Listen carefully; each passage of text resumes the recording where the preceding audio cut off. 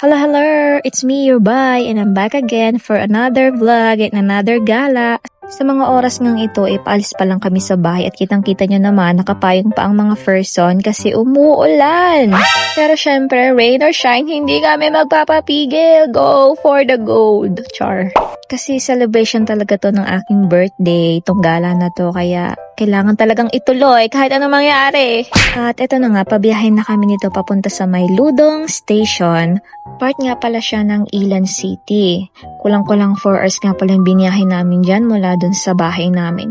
Sobrang far away naman. But that's fine kasi nandun yung mga balak naming puntahan at pasyala na may mga exciting adventures. First time nga pala namin mag-travel ng gabi kasi nga since masyadong malayo yung pupuntahan namin and mauubos yung oras namin sa biyahe, para yung whole day kinabukasan is more on gala na lang, diba? Ganyan talaga yung mga mindset ng mga gala eh. Uy! This time nga is nakarating na din kami sa aming hotel and nilagay lang namin yung mga gamit namin tapos lumabas din kami para bumili ng pagkain. Kasi late na din talaga kami nakarating. Siguro mga 11:30 something na yan. At dahil masyado nang late, talagang sarado na yung mga restaurant o yung iba pang mga bilihan ng pagkain. Kaya ito na lang. No choice eh. Sarap din naman itong mga turo-turo na to, lalo yung mga chipay, calamares at marami pa ding iba. At dahil nga medyo matagal din siyang lutuin, dito na kami inabot ng alas 12 ng aking birthday. Birthday to you. Happy birthday to you. Happy birthday, happy birthday, happy birthday to you. Happy birthday. Thank you so much. Tumatanggap na ka ng gift. Pila. Hoy, ano kayo mo? Pwede ka na. 18 na ako, guys. Pwede ka na magjowa. Hindi na ako magjowa. O, diba? Sobrang perfect naman ang salubong ng birthday ko. Sa tindahan talaga ng chipayan. Wala. Dito na inabot. Gutom na din ang mga person eh. After nga niyan, humanap pa din kami ng bilihan ng kanin kasi pwede naman siyang ulamin. Kasi may chipay naman, which is chicken naman siya. So, pwede na din. Kaya pumunta na lang din kami sa 7-Eleven para doon na bumili ng kanin. O, diba? Napakaswerte ko dyan at naka-discount pa kami ng 18 NT. Not bad. O ba, di mo mapupulot yon. And pabalik na nga kami nito sa aming hotel. And ito nga pala yung signage ng Ludong Market. Kasama talaga to sa itinerary namin eh. Akala namin bukas pa siya ng mga around 11. Pero ayan siya.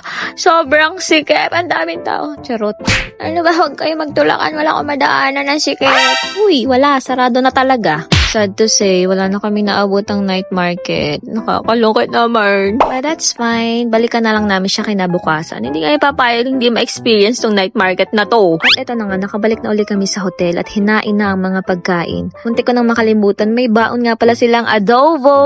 Perfect na perfect to, total. Wala na din namang mga bukas na kainan. So, lafang na din. Pagtapos nga kumain is konting kintuhan lang. Tapos nagpahinga na din kami para sa kinabukasang gala. At munti ko nang makalimutan, i-flex ko naman muna tong aming hotel bago kami umalis. Wala na din kasi talaga akong time kagabi dahil nga late na kaming nakarating. So, ngayon na lang. So, ayan, ganyan siya. May sofa, tapos isang bed sa baba. Dito yung magjowa. And then, ayan yung CR niya. Ayan. Ganda naman siya. Perfect na perfect para sa aming lahat. Tapos ayan, may hagdanan kasi meron pa ring bed dito sa taas. So, dyan naman kaming tatlo. So, perfect talaga tong hotel accommodation namin para sa magbabarkadahan or grupo. O, diba? Sobrang cozy. At sobrang spacious. 10 out of 10 ka sa akin. Wow. Paalis na nga pala kami nito at papunta na kami sa aming next destination. Simula na ng aking birthday trip. At dito nga sa nadaanan namin, may nakita pa kaming kakaibang hotel. Ang cute niya oh. Para siyang mga structure ng train. Astig lang, unique. And wala, dito na kami sa Ludong Station. 5 minutes walk lang siya mula dun sa hotel namin. Tapos, sasakay lang kami ng bus papunta doon sa aming destination. Mga 20 minutes din yung biyahe namin papunta doon. Kaya, for the wait na lang kami ng bus. Lahat nga pala dito ng bus ay may bus schedule at may tracker kung saan nadedetect mo kung nasaan na siya at saktong-sakto din talaga yung time na dumarating siya. Kaya ito talaga isa sa napapawawa ko sa Taiwan. Very convenient ng transpo. Panalong panalo. Amazing! Tapos kagandahan pa dito, hindi uso yung traffic kaya very smooth lang lagi yung biyahe nyo. O diba, kabog. At ayan nga, kakababa lang din namin kaya busy na din si ate girl kaka Google Map. Ako nga pala dyan yung navigator. Navigator? I mean, ako pala yung nagplano ng mga itinerary, tapos ako din yung taga Google Map ng way, ganyan. In short, ang sarap ng buhay ng mga kasama ko kasi sunod lang sila ng sunod sa akin, tapos ako yung stress.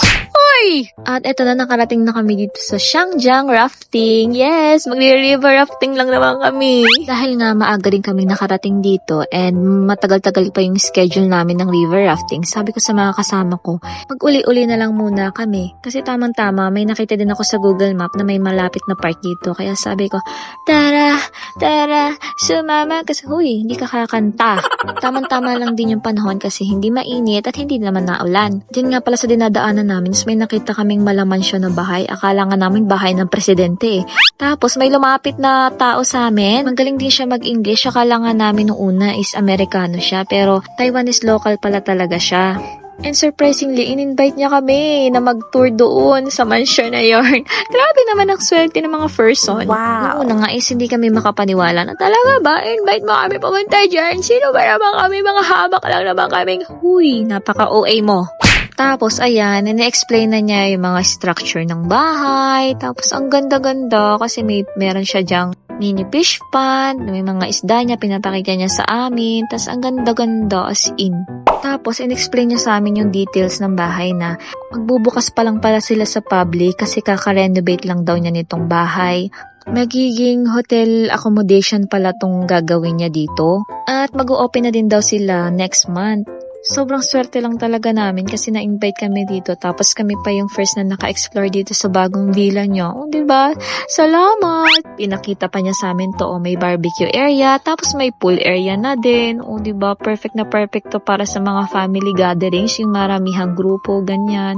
Tapos dito sa bandang likod, may paganito pa, yung parang laro. Hindi ko alam kung anong klaseng laro to. Hindi naman siya gold, pero parang gold. Ewan ko, basta ganyan. May palaruan siya dyan. Tapos meron din siyang mga mini garden, ganyan. Mahilig talaga silang magtanim-tanim. Kaya napapansin ko, o, diba? Very probinsya yung ambience dito. Yung parang sarap lang mag-relax, ganyan. Matapos nga niya ipakita yung labas, ayan, pinapasok na niya kami. And ang ganda. Pagpasok pa lang, very social naman. Lakas makamayaman ng mga details dito. Oh, grabehan ba? Tapos sobrang bait pa ni sir. Very accommodating siya. In-explain niya talaga lahat ng details, yung itsura ng bahay, lahat ng kwarto. As in, pina-explain niya lahat. Kaya sabi ko, sige sir, tama-tama, isasali ko siya sa vlog ko para pag may mga nakakita at gustong pumunta dito sa May Ilan, try nila ditong pumunta sa hotel nyo. Kasi ang ganda-ganda din naman talaga. Swear. At medyo nagulat nga kami nung inaya niya kami dito sa may elevator. Grabe naman, dito sa bahay may elevator. Sobrang social. Sana all. First time ko lang din talaga makapunta sa ganitong bahay na may elevator sa loob. Grabe naman. Hinampas na naman ako ng katotohanan sa pagiging mahirap. Uy! Medyo nagtawanan nga kami dito kasi medyo masikip siya kasi ang dami namin sa elevator na to.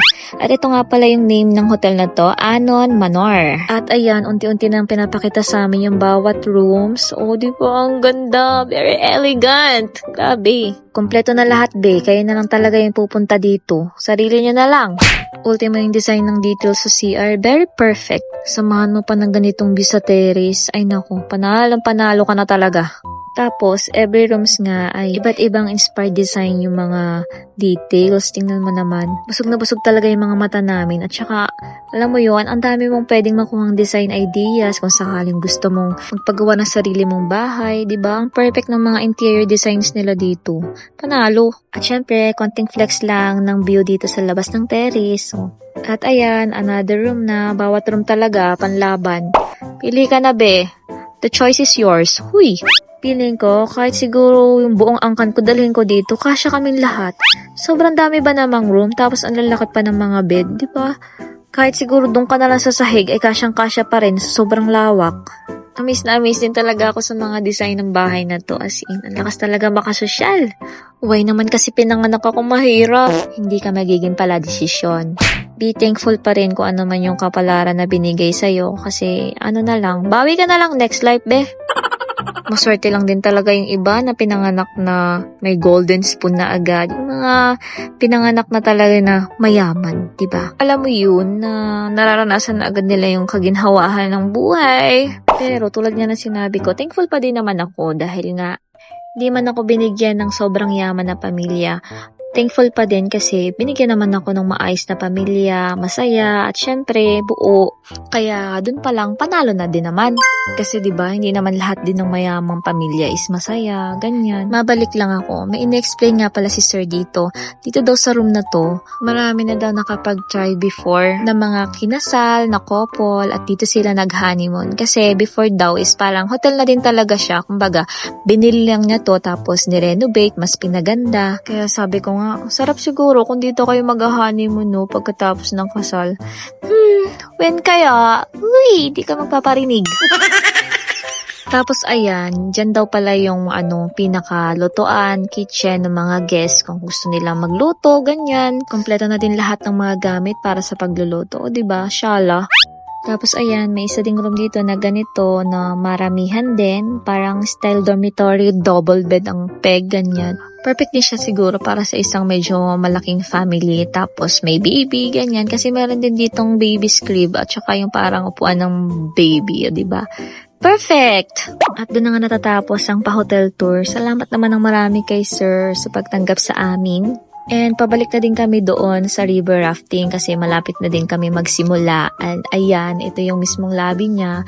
Tapos, for the sulat din kami ng mga information at details namin. Syempre, kailangan din magpakita ng IDs, ganyan. Bago nga pala kami pumunta dito is nakapagpa-reserve na kami first. Siyempre, kailangan mo muna magpabook. Nagpatulong lang din kami dun sa friendship namin na Taiwanese. Meron din silang FB page kung saan pwede silang i-message kung sakaling gusto niya mag-book. Ayan, pupost ko na lang. Pwede din i-type nyo mismo sa Facebook page yung Shangjiang Rafting, ganyan. After nga namin magpalit ng damit ay ayan, dumiretso na kami dito para kumuha ng mga safety shoes. Siyempre, kailangan yan para safe yung mga paa in case lang, diba? And ayan, for the wait pa rin ng mga person kasi may magpapaliwanag pa dyan sa amin about dun sa river rafting nga, and then maraming explanation. And after nun, ayan, pinukuha na kami ng mga life vest, tapos yung para sa ulo, siyempre for the safety first. And ayan, nagtutulungan na din kami maglagay ng mga vest. Ayan, syempre, excited na mga person. Very happy. Naman, very happy naman si ate girl. Very energetic. Tingnan lang natin mamaya kung may energy ka pa. Kasi mahaba-haba din nga pala tong river rafting na to. Parang almost 3 hours siya. 3 hours kayo magbabangka sa ilog. And ayan, may service nga pala sila kasi medyo may kalayuan ng konti lang naman. Yung mismong starting place ng rafting, and dyan pala siya, oh. Buti na lang din talaga at hindi naman umuulan nung mga time na to. Yung panahon lang niya is very gloomy, ganyan. Pero okay na din kaysa naman sobrang init, diba? And ayan, waiting na nga lang kaming tawagin para pumunta dun sa designated boat namin. And ayan na si Kuya, kami na daw. Yung bayad nga pala namin dito is 800 per head. Tapos dapat yung boat niya is consisting of 8 to 10 person. Dahil nga lilima lang kami, may pinasama sa amin na 2 Taiwanese. Buti na lang din talaga marunong sila mag-English kasi na-explain nila ng ayos sa amin. Yung sinasabi ni Kuyang driver. Yes, yung boat driver namin. Ayan, hindi kami handa at may gera pala dito. Mga katabi naming bangka, may mga dalang pambomba, mga water gun. Wala kaming armas, hindi kami prepared. Bakit naman ganon? Tapos grabe, sobrang lamig ng water. Diyan pa lang sa umpisa, nanginginig na agad ang mga person. OMG, mahaba-haba pa to. Paano ba naman? Hindi ba nag-uumpisa? Basang-basa na kami. Grabe naman mamasa yung mga kabilang bangka. Very bad. At ito na nag-uumpisa ang adventure.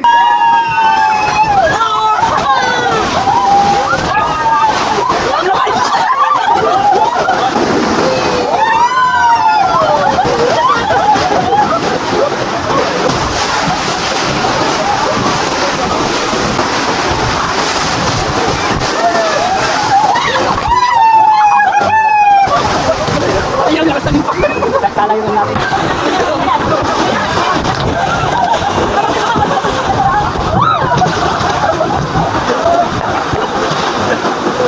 Ay, go!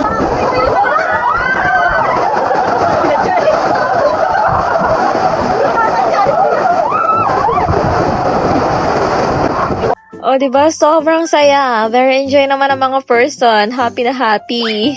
Kahit malamig ang tubig ay walang palya ang ngiti at saya ng mga person. Sobrang enjoy naman. Sulit na sulit yung 800 yung subayad na to nagpark lang kami saglit tapos may na-explain si kuya sa mga dapat naming position. Ganyan daw dapat yung upo. Hindi namin alam, may binabalak lang pala talagang masama si kuya para sa amin. Ito lang naman talaga yung plano niya. Boom! Basa. Talagang intentionally niya kaming iniloloblob. Hanep ka, kuya. Pasok lahat ng tubig sa ilong ko. Grabe siya, Naku, sobrang kulit niyan talaga ni kuya. May mga time pa na ang lakas ng drip niyan. Tinutulak ako, hinihigit. Tapos yung parang ilalaglag ka sa bangka. Grabe siya. Pero no worries kasi very safe at saka mababaw lang naman siya. At doon na nga natatapos ang aming river rafting kaya bumalik na kami dito sa may Ludong Night Market. Yung pinangako namin nung gabi, hindi namin abutan ng bukas. Ayan, bukas na siya ngayon, lahat. Syempre, hindi talaga kami papayag na hindi namin matry yung night market nila dito. Kasi ayan, daming mga magagandang bilihin. Syempre, yung isa sa mga nilulook forward namin dito is yung mga pagkain nila.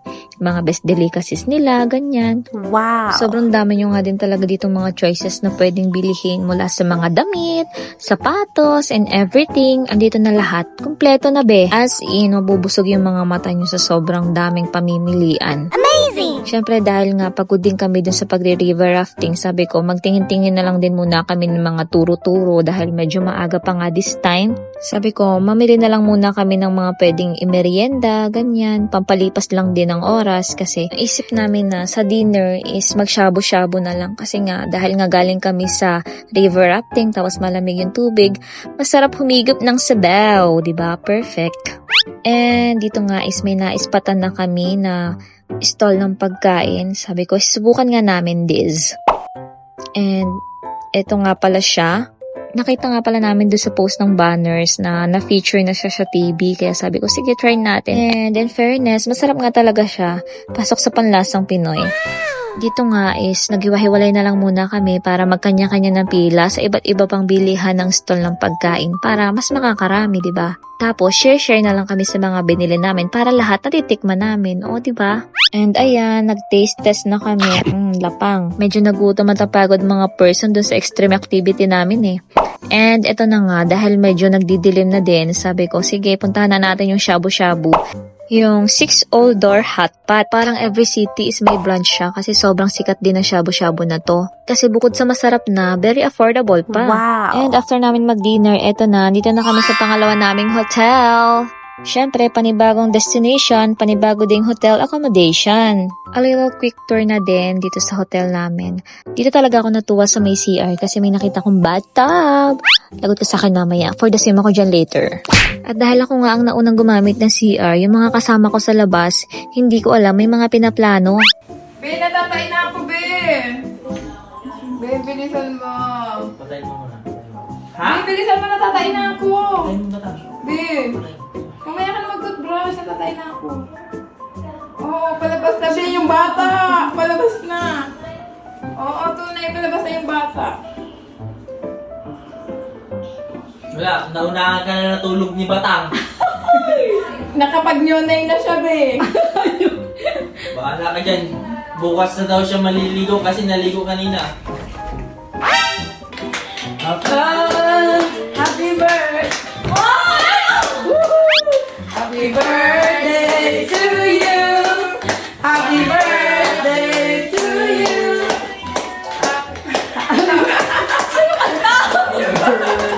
Happy birthday! Happy birthday! Wish ka muna! Yay! Yay! Happy birthday! Ay, kasama ka na sa wish ko. Baka mapaiyak ka. Happy birthday! Happy birthday! Siyempre, picture lang. Thank you. Picture lang ka namin. Salamat! And dito na nga natatapos ang aming first day trip. See you sa part 2. Bye-bye!